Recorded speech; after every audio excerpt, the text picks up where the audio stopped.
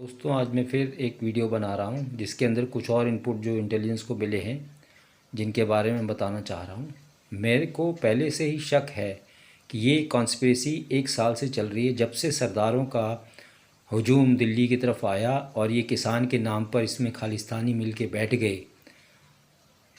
तब से ये साजिश रची गई कि मोदी को पंजाब में नहीं घुसने देना है। अगर मोदी दिल्ली में हमको नहीं घुसने दिया तो हम उसको पंजाब में नहीं घुसने देंगे। इसका एक पक्का सबूत ये भी है कि एक मीम या कार्टून बनाया गया जिसमें ये प्लानिंग की गई कि मोदी की हत्या या मोदी की लिंचिंग कैसे होगी, वो इसमें दिखाया गया और हूबहू उसी आधार पर उसी तरीके से मोदी के कॉन्वॉय को वहाँ पे फंसाया गया जिससे कि मोदी की लिंचिंग की जा सके। आपको मैं बता दूं, जो एरिया है वो पाकिस्तान से 10-12 किलोमीटर, एज द को फ्लाइज तो 4-5 किलोमीटर ही होगा या 7 किलोमीटर होगा। वहाँ से ये सारी रेंज में आता है। ये स्नाइपर की रेंज में आ सकता है अगर स्नाइपर घुसा हुआ है भारत में। दूसरा, इसको फील्ड आर्टिलरी की रेंज में आता है, मीडियम गन की रेंज में आता है। वहाँ से जो है इसके ऊपर ड्रोन से हमला हो सकता था प्राइम मिनिस्टर के कॉन्वॉय पर, प्राइम मिनिस्टर की गाड़ियों पर।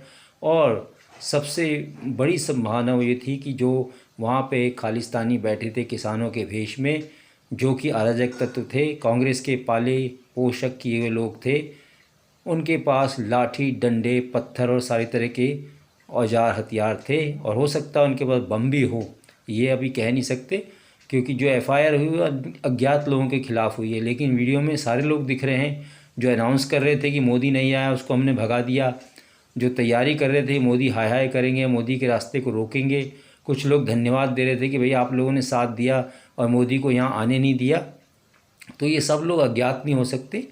इनको पकड़ना चाहिए और इनका स्पेशल इंट्रोगेशन होना चाहिए ताकि ये पता चले कि कॉन्स्पिरेसी जो 1 साल से चल रही थी, जो दिल्ली में सफल नहीं हुई, वो वहाँ पे सफल करना चाह रहे थे।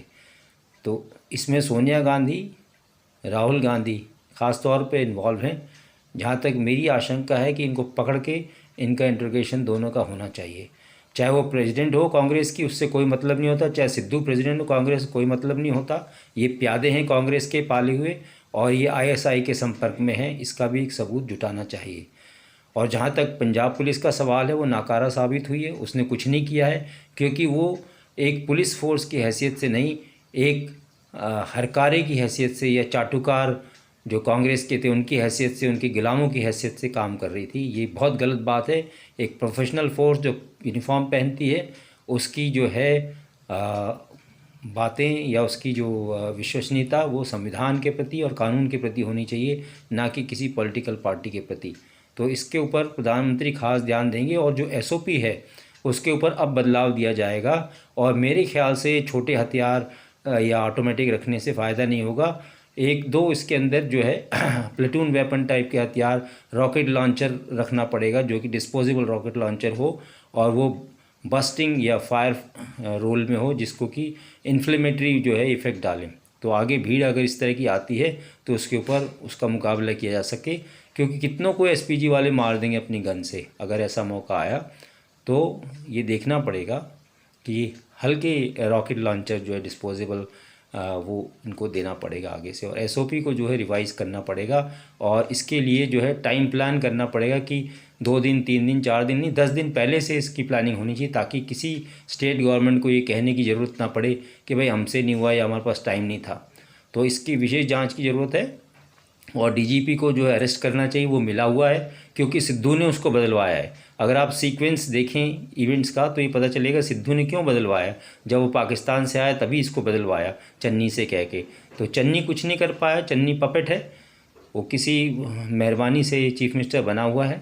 तो इसको ध्यान में रखते हुए केंद्र सरकार कार्रवाई करेगी और जो भी कदम उठाने स्ट्रिक्ट वो उठाए जाएंगे। और आगे प्राइम मिनिस्टर दूसरे स्टेट में जाएगा, चाहे वो छत्तीसगढ़ हो या बंगाल हो या तमिलनाडु हो या केरल हो, उसमें भी ऐसा होने की संभावना है।